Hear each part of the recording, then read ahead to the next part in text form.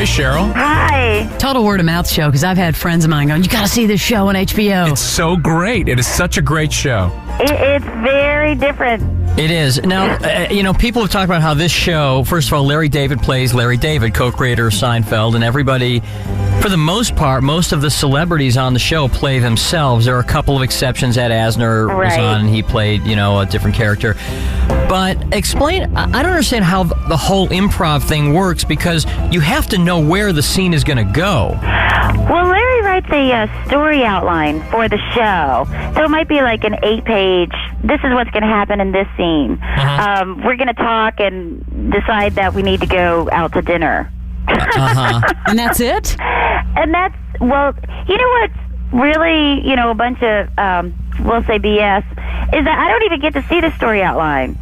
So most of the time I just show up and have no idea what the show is about or what the scene is about. Well, he doesn't tell you where it's going?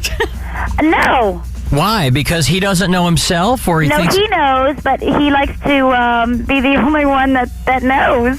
But don't you feel as an actress that you would like to know, because it might help you...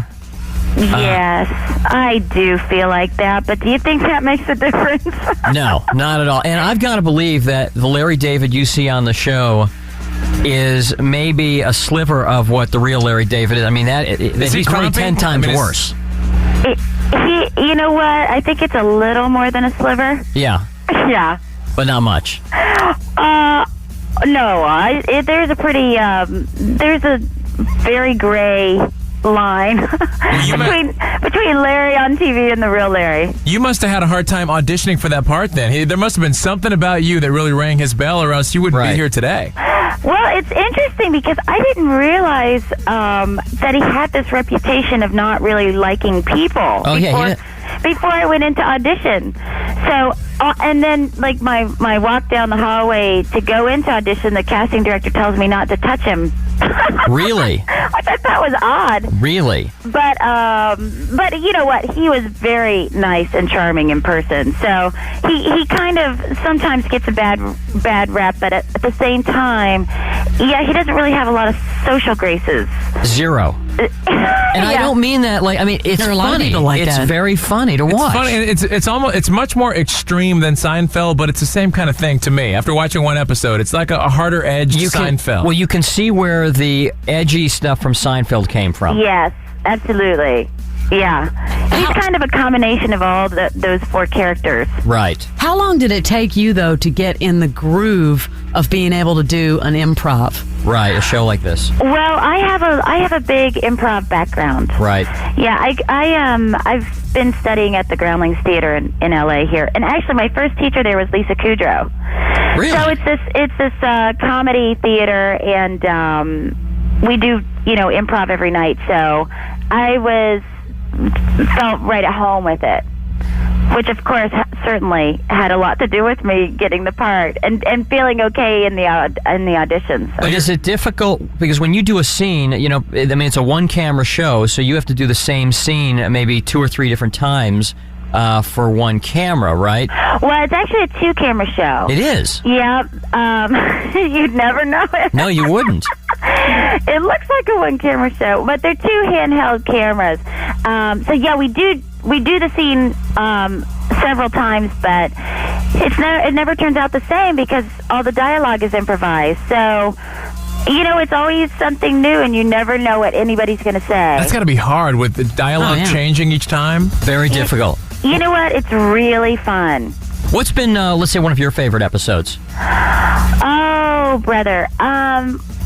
Well, actually, my favorite episode, I think, is coming up. It's probably the last episode. Well, my sister, on the show, my sister is supposed to get married, which and then of course, Larry Fouls it up. Yes, how did you know? He messes it up. Yeah, and I think it's one of my favorites, but it's to come. Although this week Shaquille O'Neal is on, and that's what, Larry ends up fouling that up too.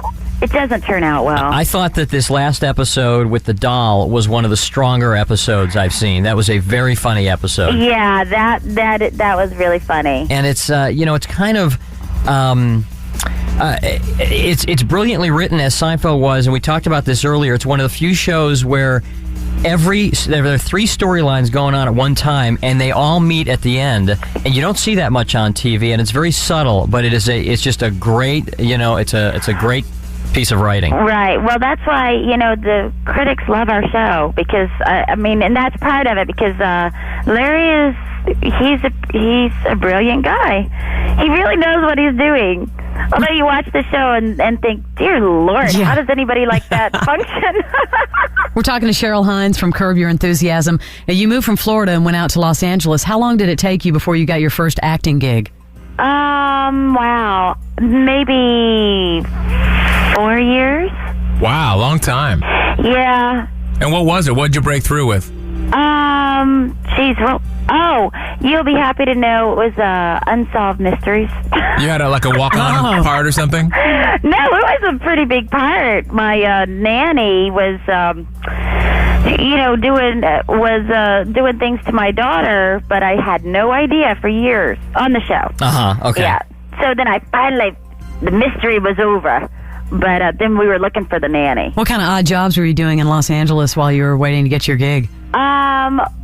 Several, but one was I was an assistant for Rob Reiner, actually. He was just on the show. That's a way to get in. You get that kind of job, and you find yourself in the right places. You would like to think that, but you know what? When you're picking up somebody's laundry, people aren't really going, "Hey, what a good actress." That's right. But you're in the right in mind, Yeah.